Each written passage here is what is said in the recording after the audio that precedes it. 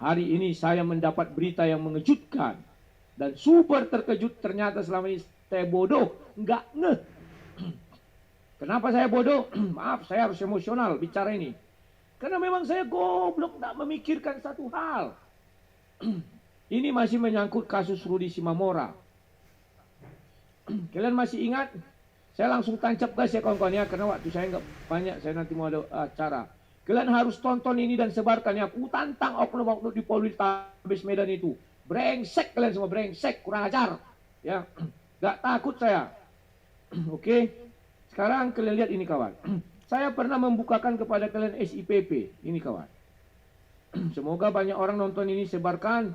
Biar kita tahu di negara ini kita dianggap warga negara kelas 2, brengsek, bajingan. Ya, ini jadwal sidang Rudi Simamora. Ya, ini dakwaannya sudah, tuntutannya kalian sudah lihat ya, dakwaannya ini. Dah, kronologis cerita sudah ada di sini. Oke ya. Nah ini sudah ada di sini, sudah jelas ini semua kalian lihat. Oke, sekarang kita lihat jadwal sidang. Saya sering mengatakan kalian, kenapa hakim 4 kali tidak bisa menghadirkan ini? Selasa 13 Desember sidang pertama, PU tidak dapat menghadirkan terdakwa. Sudah. Sidang kedua, saya emosional ini kawan, 20 Desember, PU tidak dapat menghadirkan terdakwa. Sidang ketiga, PU tidak dapat menghadirkan terdakwa. Sidang keempat, PU tidak dapat menghadirkan terdakwa jaksa. Sidang kelima, JPU tidak menghadirkan terdakwa 5 kali. Selasa 6, JPU tidak menghadirkan terdakwa. Yang 7, PH terdakwa tidak mengajukan eksepsi. Ini sudah mulai bacaan dakwaan nomor 6 ya. Jadi 5 kali sidang JPU, jaksa penuntut umum, tidak dapat menghadirkan terdakwa. Bodohnya saya dulu. Ini bodohnya saya kawan. Saya mengira hanya si Rudi Simamora lah terdakwa, ternyata tidak. Brengsek. Kurang ajar kalian semua. Saya baru tahu kawan. Ternyata si Julius Setiadi ditahan di penjara 2 hari. Dia dibebaskan. Brengsek. Maka dibuat di situ terdakwa tidak bisa dihadirkan. Ternyata terdakwanya si Julius. Baru saya tahu urutan persidangan. Tidak mungkin persidangan dihadirkan lebih dahulu si Rudi Simamora kawan. Tidak.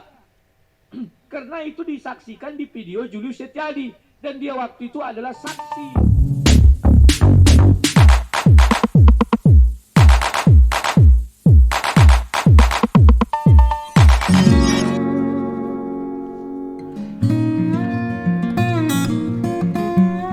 Assalamualaikum warahmatullahi wabarakatuh. Berjumpa kembali di channel Cendekia Muslim.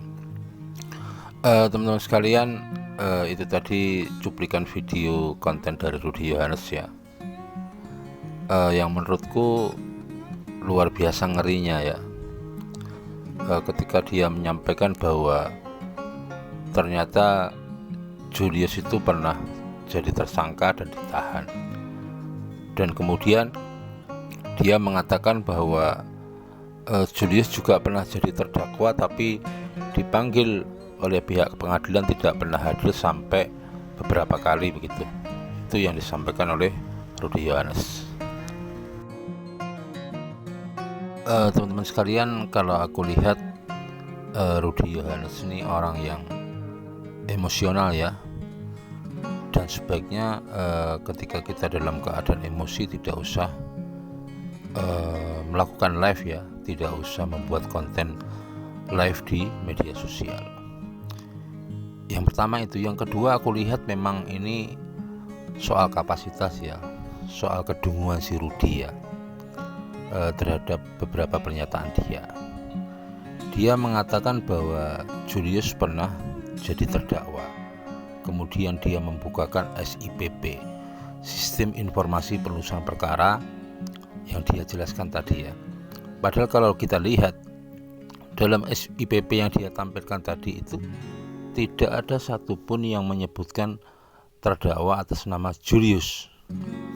SIPP yang dia tampilkan itu kalau tidak salah nomor perkara 2771 /Pitsus /2022 PN Medan atas nama terdakwa Rudi Simamora. Jadi Rudi Yohanes diduga kuat membuat satu kebohongan, ya, fitnah kepada Julius soal status Julius pernah jadi terdakwa. Yang selanjutnya bahwa dia juga mengatakan bahwa Julius ini pernah ditahan, pernah juga dijadikan tersangka. Itu pun tidak ada data yang dia tampilkan, ya. Itu apa ya?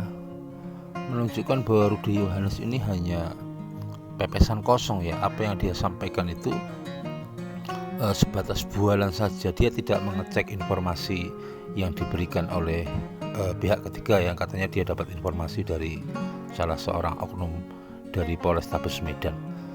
Tetapi informasi yang seperti itu belum diverifikasi oleh Rudi Yohanes sudah disampaikan ke publik, bahkan disertai dengan hinaan dan hujatan kepada Polrestabes Medan. Teman-teman sekalian, sebenarnya ini mudah, ya, cara berpikirnya kita itu mudah. Bagaimana mungkin Julius Setiadi itu pernah menjadi terdakwa kalau yang bersangkutan belum pernah ditetapkan sebagai tersangka? Karena untuk bisa menjadi terdakwa itu tentu dimulai dengan statusnya sebagai tersangka, dan saat menjadi tersangka kemudian ada tahap P21 dilimpahkan ke kejaksaan bersama dengan tersangkanya sekalian, ya. P21 tahap 2 itu pelimpahan berkas perkara dan tersangka oleh penyidik kepada kejaksaan. Logiknya begitu. Bagaimana mungkin orang itu bisa menjadi terdakwa kalau dia belum pernah jadi tersangka? Itu tidak mungkin lah.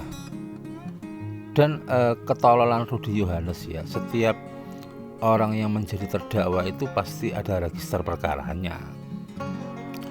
Misalkan tuduhan dia tadi, ya, Julius pernah jadi terdakwa, harus disebutkan register perkaranya itu nomor berapa gitu. Kalau dia tampilkan nomornya 2771, di situ tersangkanya cuma tunggal, Rudi Simamora. Jadi kalau dia menghubung-hubungkan ketidakhadiran terdakwa saat itu yang dimaksudkan adalah Julius, itu menunjukkan kegoblokan dia, ya, kegoblokan dari Rudi Yohanes. Kalian ingat sampai aku bilang, bagaimana orang ini tidak bisa menghadirkan terdakwa JPU tidak bisa menghadirkan terdakwa dalam sel? Ternyata tidak dia, kawan. Ada satu lagi, Julius Setiadi. Saya baru dapat info, kawan. Dari mana info nanti saya beberkan. Terima kasih kepada Pak Polisi yang bersimpati kepada kami dari Polrestabes Medan. Ada orang Kristen di Polrestabes Medan yang membocorkan ini, kawan. Saya nggak tahu siapa namanya. Pasti ada. Terima kasih. Ya. Dan semua data sudah kita pegang, ya. Kita akan mengajukan nanti pelaporan ke Propam. Yang kita sasar Polrestabesnya itu, Kapolrestabes. Ngeri, kawan. Dari data yang saya terima, Julius Setiadi ditahan. Diamankan juga dia, kawan, ternyata. Tanggal 7 bulan 11. Tetapi entah kayak mana ceritanya Julius bisa lepas. Rambutnya diganti, dicat, pakai dia masker. Ya. Maka dibuat situ tidak dapat menghadirkan terdakwa. Saya curiga, kawan. Kenapa jaksa tidak bisa menghadirkan terdakwa si Rudi Simamora ada di dalam sel? Kan tinggal hadirkan saja. Ternyata bukan dia aja, kawan. Tambah hancurlah negara ini, kawan. Kalau terdakwanya tidak ada, kenapa bisa-bisanya si Rudi Simamora saja ditahan? Kenapa ada tuntutan, dasar tuntutan apa? Julius Setiadi nggak bisa dihadirkan, terus orang dituntut. Kan ngeri kita ini, kawan, yang bernegara ini. Aduh, brengsek semua ini. Oknum-oknum ini brengsek semua. Saya nggak tahu entah tataran oknum, entah tataran lembaga ini, nggak ngerti saya. Kalau benar-benar jaksa itu orang-orang kredibel, tidak boleh tunduk terhadap sekelompok jubah putih. Nggak boleh tunduk. Kalau tidak ditemukan kesalahan, katakan tidak ditemukan kesalahan. Kalau tidak kuat tuntutan, katakan tidak kuat tuntutan. Kenapa dipaksakan? Kalian memenjarakan seseorang yang seharusnya tidak jadi penjara, tapi si Julius Setiadi yang harusnya dipenjara. Ngeri kawan. Makanya saya curiga, loh polisi kan melihat video itu dari video Julius Setiadi. Kenapa Julius Setiadinya tidak dihadirkan di persidangan? Saya sudah WA si Julius Setiadi kawan. Saya masih ada megang WA-nya. Saya bilang, brengsek kau, saya bilang. Ya, berapa kau sogu oknum Poltabes? 2 hari kau di penjara bisa kau lari dan bebas, aku bilang. Kurang ajar kawan. Saya baru tahu. Selama ini kita dipermainkan hukum. Ngeri kawan. Kalau gaya si Julius Setiadi apa dia bilang? Ya polisi mengatakan kalau saya tidak bisa membuktikan itu bukan punya saya, maka saya yang ditahan. Kan ingat itu ada dia bilang kan? Saya masih simpan video kesaksiannya itu. Aduh, luar biasa kawan. Rupanya dia tersangka juga, tetapi dia dibebaskan. Wah, ini sudah fatal ini kawan, fatal untuk hukum Indonesia. Ya, kalau memang orang itu berdusta, nanti kita kan bisa membuktikan di pengadilan kawan. Saya nggak takut, laporkan saya. Saya akan bawa ke pengadilan kalau saya dipanggil Polres Medan. Kenapa kau tidak hadirkan Julius Setiadi? Dia yang buat video itu, saya baru tahu hari ini. Kenapa jaksa tidak bisa menghadirkan terdakwa sampai 4 kali, 5 kali. Ternyata nggak bisa dihadirkan Julius Setiadi. Bukan Rudi Simamora. Ngeri kawan negara ini. Mau kemana kita ini? Aduh, brengsek kalian. Makanya matilah kalian semua. Kurang ajar. Aduh, kadang awak iba melihat misalnya ada aparat kita polisi di Papua tembak mati, tapi melihat kelakuan bejat mereka di sini kawan, memang oknum. Makanya saya bilang matilah oknum itu, mati tersiksa. Weh, nanti kuserahkan ke tangan iblis di dalam nama Tuhan Yesus. Ngeri kawan, ngeri. Julius Setiadi ini lebih yang keroknya semua ini kawan. Saya baru tahu. Makanya selama ini saya pikir kenapa JPU tidak bisa menghadirkan terdakwa ini. Kita punya bahan dari SIPP. Ini terbuka rahasia negara ini. Ini pembacaan dakwaan sampai 4 kali nggak bisa. Ya. JPU tidak menghadirkan terdakwa. JPU tidak menghadirkan terdakwa. JPU tidak menghadirkan terdakwa. DJU tidak dapat menghadirkan terdakwa. Baru sidang kelima pembacaan dakwaan sama JPU tidak bisa menghadirkan terdakwa. Keenam, JPU tidak menghadirkan terdakwa padahal si Rudi Simamora penjara. Rupanya bukan dia. Baru saya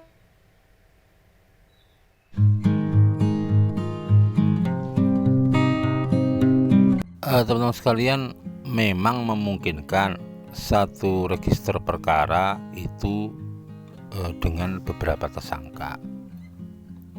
Tetapi di SIPP atau di register perkara yang dia tampilkan tadi ya 2771 itu tidak ada tersangka 1, 2, 3, tidak ada. Itu hanya tunggal khusus untuk Rudi Simamora.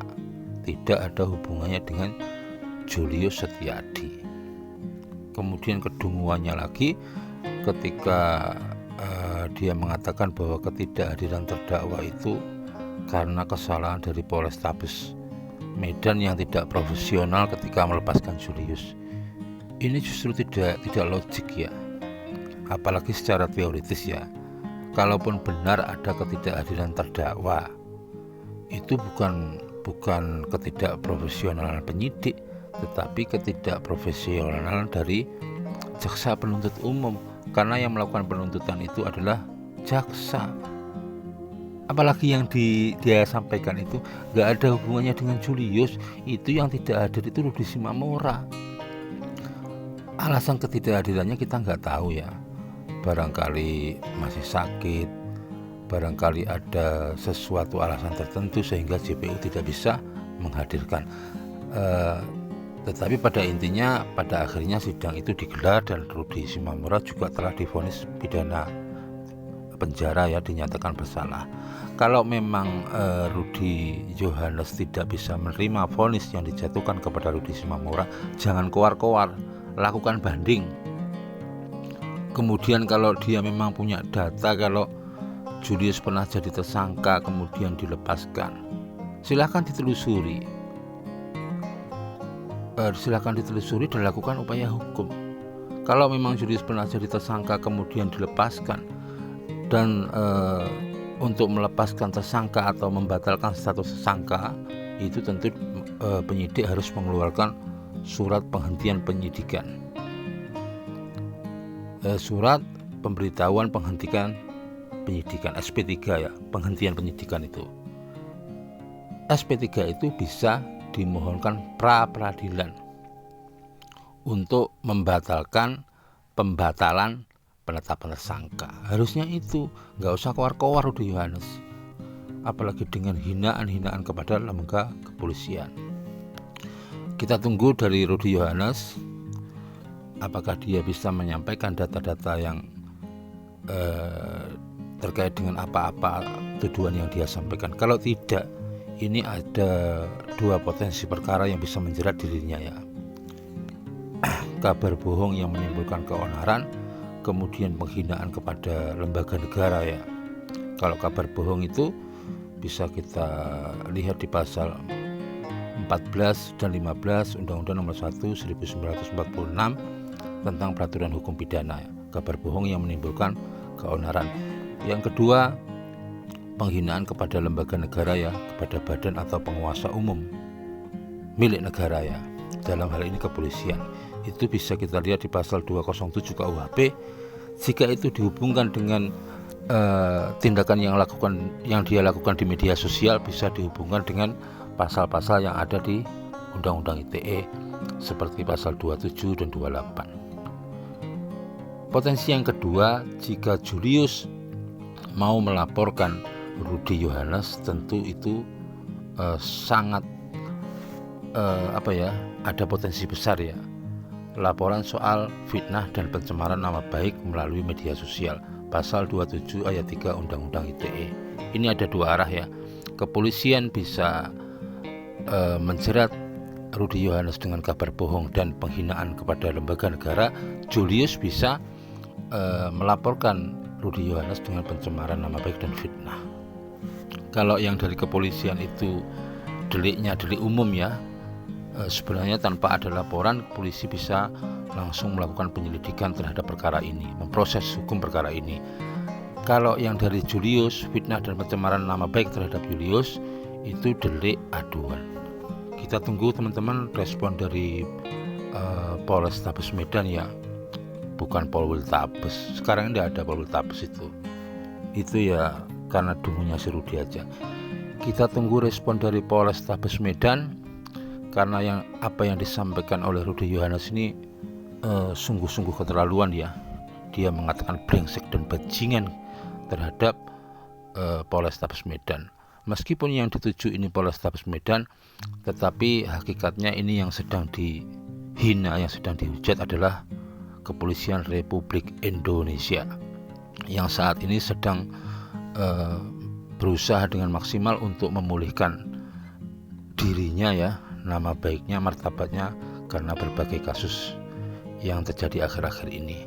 Kita tunggu, kalau tidak ini akan menimbulkan kehebohan di publik. Kalau polisi tidak bergerak, nanti masyarakat akan punya kesimpulan bahwa apa yang disampaikan oleh Rudy Yohanes itu adalah sebuah fakta.